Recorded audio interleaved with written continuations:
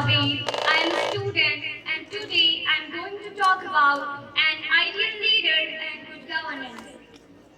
Enemies of Islam in Makkah were very cruel. When Prophet Muhammad, peace be upon him, conquered Makkah, the companions and followers of Prophet Muhammad, peace be upon him, captured all the enemies and brought them to the Prophet Muhammad, peace be upon him, with slogan Al-Yawmu Yawmul Malhama, which means it is the day to take revenge upon the enemies. It is the day to tear the enemies apart. It is the day to kill the enemies.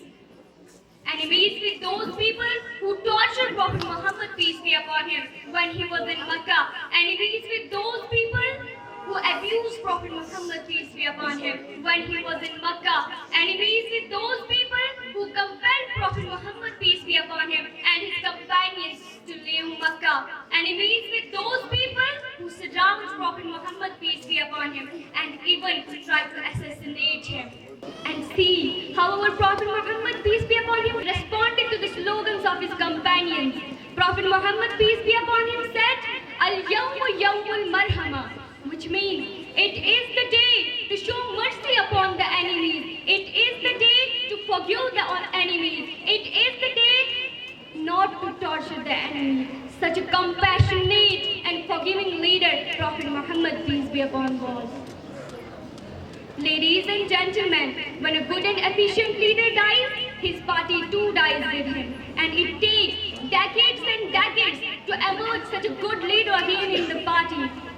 There are numerous reasons why the party dies when a good leader dies. Because the leader does not have confidence in his own team members. There are leaders. Leaders are afraid of being surpassed by his fellow leaders. Few leaders are dictators. They may govern well, but the leadership does not last long.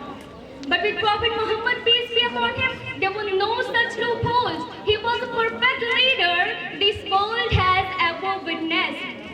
Prophet Muhammad, peace be upon him, in his lifetime itself has formed for dynamic, dedicated, determined and disciplined leaders who were Hazrat Abu Bakr radiallahu ta'ala anhu, Hazrat Umar radiallahu ta'ala anhu, Hazrat Usman radiallahu ta'ala anhu, and Hazrat Ali radiallahu ta'ala anhu.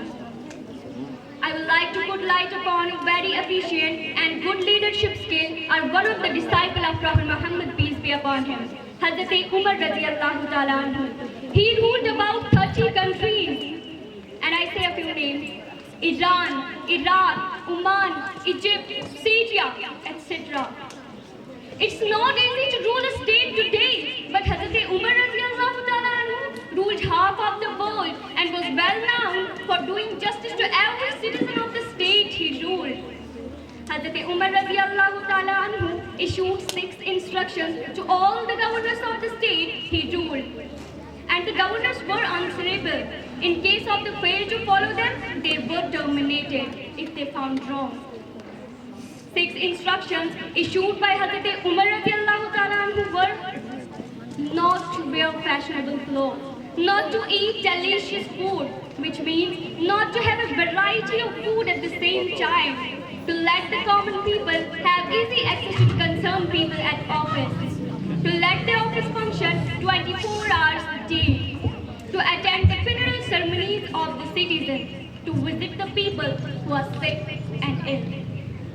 Is there anybody in the world can name a leader who ruled half of the world and burnt on clothes with patches on them?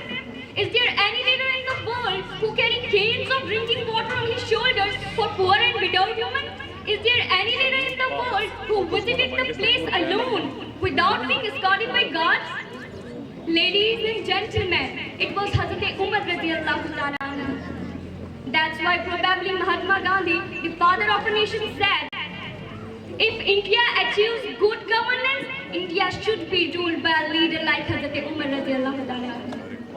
I wrap up my speech with a special thanks to you all wonderful people. Thank you so much and have a great journey.